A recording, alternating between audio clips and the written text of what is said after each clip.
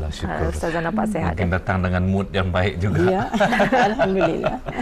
Alhamdulillah. Jadi kita rasakan satu topik yang menarik untuk membawa penonton kita memikirkan sejenak tentang keseimbangan dan perkara-perkara yang patut diambil kira dalam menjalinkan kepribadian dan mewujudkan suasana yang baik dan harmoni. Jadi mungkin Ustazah dapat mulakan dengan menguraikan atau menjelaskan dulu maksud mengenai dengan mood di tempat kerja, hubungannya dengan keluarga Ustazah. Ya, terima kasih Pangeran dan yang Sharina. Bismillahirrahmanirrahim. Alhamdulillahirabbil alamin. Wassalatu wassalamu ala asyrafil mursalin Sayyidina Muhammad wa ala alihi wa sahbihi ajma'in. Pangeran yang Sharina dan auda penonton yang saya hormati, Assalamualaikum warahmatullahi wabarakatuh. Jadi hari ini kita akan cuba membawa lagi satu tajuk, iaitu mood di tempat kerja dan hubungannya dengan keluarga. Tadi ada yang Sharina sudah ada menjelaskan, dan Pangeran pun ada juga memberi gambaran apa sebenarnya mood itu. Jadi kita terus saja.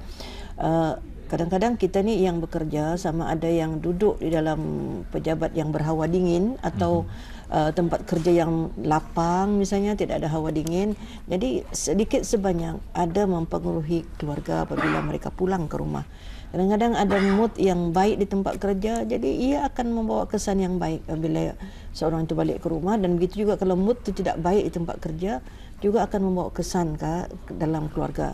Dan begitu juga sebaliknya. Kadang kalau mood itu baik dalam keluarga, ia akan membawa kesan di tempat kerja, ada timbal balik di situ. Jadi nanti kita huraikan apa di antaranya ya. Baik, Ustazah sedikit menyentuh ya bahawa mood ini mood di tempat kerja ada kesannya kepada suasana di rumah kelak, dan begitu juga sebaliknya. Jadi rasanya Ustazah ya, apa sebenarnya di antara perkara-perkara yang menyebabkan mood seseorang itu jadi baik ataupun tidak ni? Ya. Kita lihat dulu misalnya tempat kerja yang artinya yang ramai, dalam organisasi yang ramai, artinya pegawai dan pekerja di situ. Jadi seseorang itu ia dilayan dengan baik, diberikan pekerjaan yang baik, dan ada huraian tugas yang jelas yang diberikan kepada dirinya. Ia tidak diarahkan sekejap buat itu, sekejap buat ini, tengah buat kerja A, datang lagi ketua tinggalkan itu buat B, kemudian hari besok mana kerja yang saya suruh kamu tadi. Ini juga menyebabkan mood seseorang tidak baik di tempat kerja. Ia akan marah kerana kerja itu bertindih-tindih, arahan tidak menentu, tidak ada panduan kerja yang khusus dilakukan. Dan selain daripada itu, kadang-kadang pergaulan di tempat kerja ini juga menyebabkan timbulnya mood, artinya mood, kita ambil mood baik dulu, di mana mereka artinya dilayan dengan baik, tidak ada perasaan iri hati, kemudian saling hormat menghormati, dan ada kerja dibuat bersama, berat sama-sama dikerjakan, dan yang apalagi yang ringan itu artinya ada kerjasama, saling hormat menghormati di antara ketua dengan orang bawahan. Ini juga menyebabkan mood itu baik di tempat kerja itu. Nah, selain daripada itu, kalau kita lihat ya tempat kerja di negara kita ini, alhamdulillah artinya minum bersama itu. Ini juga salah satu tanda menunjukkan mood yang baik di kalangan artinya rakan-rakan sejawat, di mana mereka artinya sama-sama di situlah masa minum mereka bertukar pikiran, bertukar pendapat, menzahirkan apa masalah.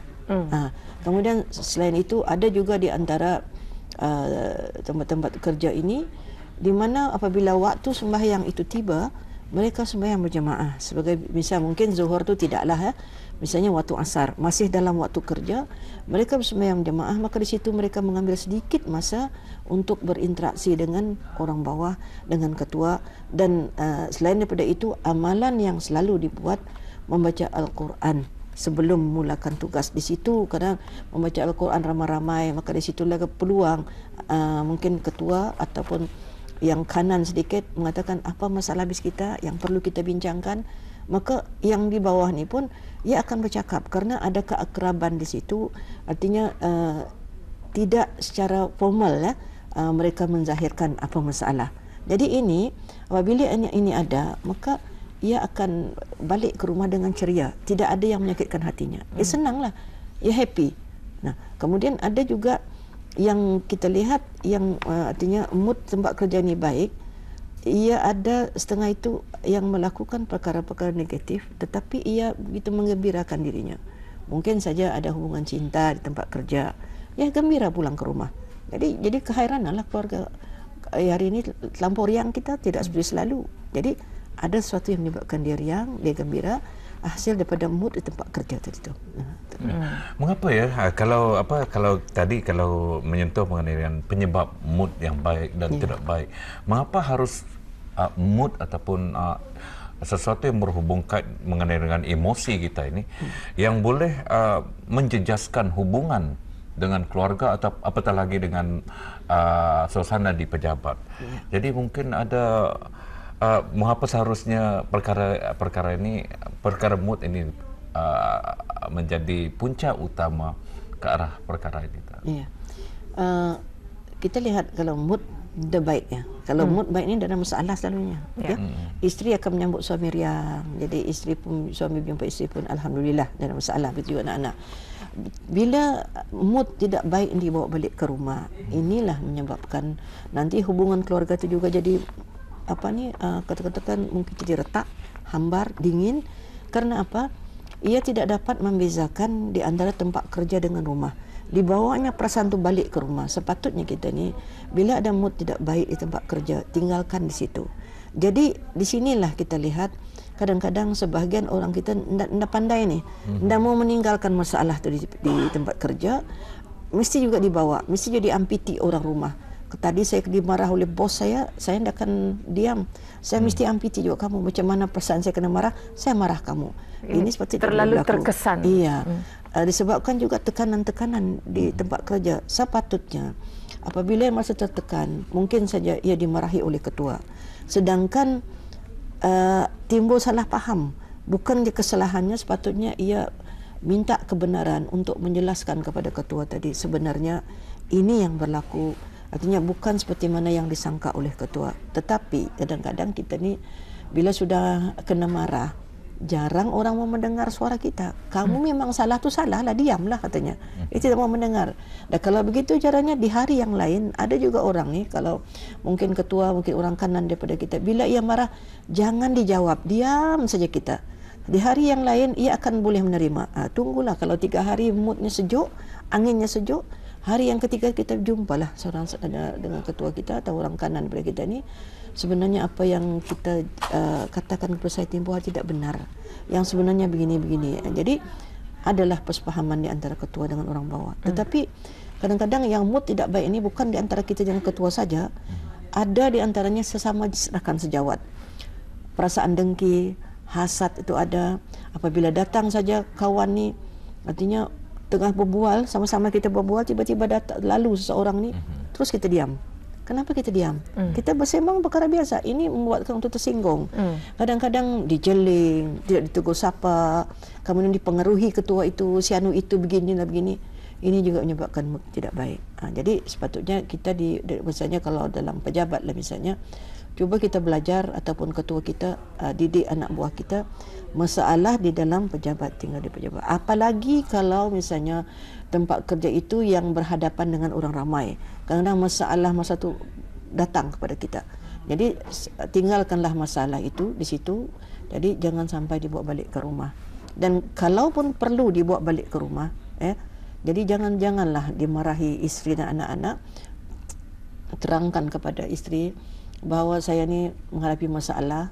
Kalau boleh diceritakan, kita ceritakan. Tetapi kalau perkara rahsia pejabat, tidak boleh diceritakan lah. Jadi tolong pahami saya pada masa ini masa tekanan di tempat kerja. Jadi anak-anak kamu bermainlah dulu. Biar saya rehat dalam sejam. Itu caranya. Ya. Baik, itu sedikit mengenai macam mana mood kerja di tempat kerja boleh terbawa-bawa ke rumah. Ya. Jadi kalau mood tu baik memang tidak ada masalah. Dan sebaliknya juga Ustazah, ada juga yang dengan suasana ataupun mood yang diperoleh di rumah, orang tertentu ataupun individu akan datang ke tempat kerja dengan wajah ceria dan mereka boleh menjalankan tugas dengan baik. Malah ada yang dapat menyiapkan kerja sebelum tarikh kerja itu dikehendaki siap. Jadi tentu ada rahsia di sebalik keceriaan seumpama ini? Ya. Di antaranya ialah adanya hubungan baik di antara suami isteri, kemudian kesepahaman di antara anak-anak, dan juga ketulusan hati, niat bersih, ya. Suami tadi misalnya, bila ia melayan istrinya, ia melayan kerana Allah. Bila kerana Allah yang merupakan ibadah, di sanalah berkat itu datang. Dan begitu juga bagi isteri, apabila yang melihat suaminya mungkin saja keletihan, ia tidak mengeluh, tidak merungut, tidak minta itu, minta ini. Jadi kesepahaman itu ada di antara suami isteri, ya.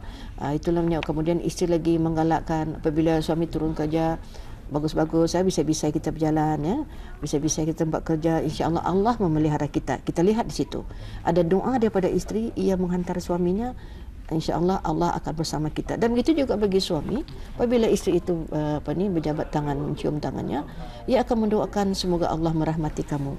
Jadi di sini ada saling doa mendoakan, di sinilah keberkatannya. Terasa berkat itu dibawalah keluar rumah, dibawa ke pejabat. Ia pun rasa ceria. Dan kadang-kadang apabila merasakan nikmat sebegitu, kadang-kadang senyum sendirian. Orang kan, mengapa senyum-senyum ni? Tidak, saya ingat di rumah, kadang ada yang menegur, "Hei, sudah 10 tahun kahwin pun macam orang baru kahwin." Inilah rahsianya, keberkatan rumah tangga itu. Mood yang tidak baik di rumah akan mempengaruhi seseorang dan terbawa-bawa ke tempat kerja. Barangkali Ustazah dapat memberikan contoh yang tidak baik dari rumah tadi. Banyak perkara seperti ini berlaku. Bertengkar suami isteri. Kadang-kadang tidak mau diam. Kata suami, diam sudahlah, saya nak bekerja, pagi-pagi jangan bertengkar. Kemudian kadang-kadang dah banyak anak-anak juga. Kita hendak turun kerja 6.45 sudah jalan misalnya, traffic jam misalnya, tapi anak-anak baru nak mandi, homework belum siap. Ini juga menimbulkan mood yang tidak baik, ya. Jadi kadang artinya dalam kereta traffic jam lagi marah menungut, lambat je orang ini, lambat itu. Jadi di sinilah kita kadang-kadang kita bawa-bawa ke pejabat. Jadi kalaulah berlaku, ini perkara biasa, berlaku keadaan seperti itu, tenangkanlah hati kita, ya, berdoa, ya Allah Tuhanku, jadikanlah aku orang yang sabar. Allahumma ja'alni sabura waj'alni syakura. Ya Allah, jadikan aku orang sabar, jadikan aku orang syukur. Dan jangan lupa dalam kereta tu baca Rabbi yasir wa la tu'asir ya Karim. Minta Allah mudahkan, jangan susahkan. Dalam bahasa Melayu pun boleh, ya Allah Tuhan, tenangkanlah hatiku, tenangkanlah pikiran. Kalau boleh bawa anak-anak, kalau kita menghantar anak sekolah, mari kita baca Fatihah. Baca Fatihah sama-sama, di hujung lepas saja amin itu baca doa, ya Allah Tuhanku. Anak di belakang mengaminkan, di sisi kita istri mengaminkan, begitu juga bagi istri. Ya Allah Tuhan, permudahkanlah urusan kami dari pagi sampai ke petang dan seterusnya ke malam. Kalau hari-hari itu yang kita buat, insya-Allah. Dan kemudian selawat jangan lupa. Jadi bila kita berselawat itu, walaupun pendek, istimewa hari ini hari Jumaat, kalau boleh kita selawat 100 kali, ya. Jadi mintalah berkat selawat itu, minta ketenangan minta ketenangan kepada Allah supaya memberi ketenangan kepada diri kita. Jadi bila tenang, hari ini kita tenang, kita berdoa lagi malam, ya Allah Tuhanku, sebelum tidur tenangkanlah aku pagi besok. Artinya gerakkanlah hati anak-anakku ni supaya bersedia lebih awal. Gerakkan hati isteri, gerak hati suami. Jadi doa itu jangan lupa, jangan luput daripada mulut kita. Jadi insya-Allah dengan berkat doa ini, mood kita dari rumah jadi akan yang tidak baik jadi baik gitu. Dan kemudian satu lagi, kadang-kadang mood yang tidak baik ni apabila bertengkar suami isteri, ndak pandai diam, ndak pandai mukalah. Kadang dibawa ke pejabat dengan muka yang marung, muka dengan bengis. Kadang mood orang menegur pun kita macam tak mendengar saja. Jadi di sini orang akan menilai peribadi kita. Ada nanti yang meneka, kenapa bos kita, kenapa kawan kita ni masa muka memang di rumah bertengkar ni. Itu andaian orang. Jadi orang tidak tahu kita mungkin ada mood kerana traffic jam. Orang akan menyangka bahawa di rumah kita itu yang bermasalah. Kita sembunyikanlah, ya.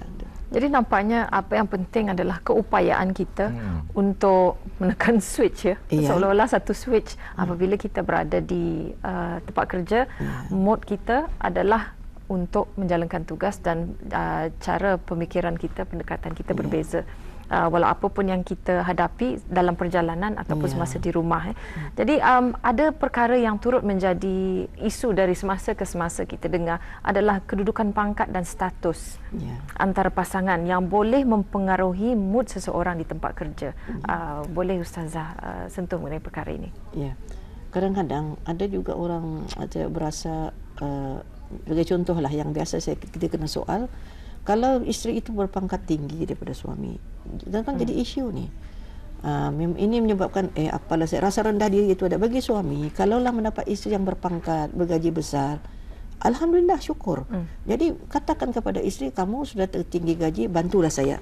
Jangan rasa malu. Kadang-kadang ini rasa rendah diri, apalah saya. Dan bagi isteri, walaupun kita artinya sebagai ketua, artinya tinggilah jawatan kita, balik ke rumah tinggalkan di pejabat. Di rumah kita, suami itu yang jadi ketua. Seperti mana selalu dijelaskan ayat Al-Quran. A'udzubillahi minasyaitonirrajim. Ar-rijalu qawwamuna 'alan nisa. Lelaki itu mengetuai kaum wanita. Walaupun kadang-kadang ada juga nampak suami itu macam mengambil kisah lah. Kita mau susun pakaian biar bagus. Jangan dilumpuk, jangan. Tapi lepas kan kain ke baju ke letak sana, tuala letak sana. Ini kadang-kadang menyebabkan isteri itu marah.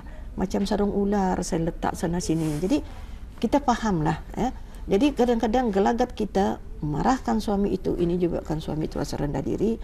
Mengatakan mentang-mentanglah kamu berjawatan tinggi. Sebetulnya bukan itu niat isteri. Niat isteri, jadilah orang yang kemas. Itu maksudnya. Tetapi pahaman daripada suami ini mengatakan kamu mentang-mentang kamu gaji tinggi, kamu jadi bos ini, mandang saya pun tidak, selalu memerli saya apa. Jadi ini kita mesti ubah persepsi seperti ini. Walau macam mana tinggi kita pun, artinya tetap suami itu sebagai ketua. Dan bagi suami, jangan rasa rindik, tunjukkanlah kewibawaan sebagai ketua seperti mana yang dijelaskan dalam Al-Quran. Status bukan menjadi kiraan dalam rumah tangga. Jadi barangkali Ustazah, amalan yang baik dan juga untuk mengendalikan, bijaksana mengendalikan mood ini, di samping yang disarankan Ustazah tadi berdoa dan berzikir, mungkin Ustazah dapat memberikan saranan lain, mungkin ada perkara yang akan disentuh mengenai dengan tajuk kita mood di tempat kerja, hubungannya dengan keluarga. Tadi kita banyak menyentuh tempat kerja yang berhawa dingin. Kadang-kadang kita ni bekerja di luar daripada bangunan misalnya. Ini juga boleh mendatangkan mood sama ada baik ataupun tidak. Jadi walau bagaimanapun kita pandai-pandailah mengatasi mood. Kadang-kadang bagi mereka yang kerja di luar, terik matahari, kadang-kadang basah kuyup hujan, ini juga menyebabkan mood tidak baik. Kadang-kadang kalau hujan turun, kita di tepi jalan mungkin saja mengutip macam daun-daun. Ada kereta yang lalu, artinya sampai terpercik ke muka.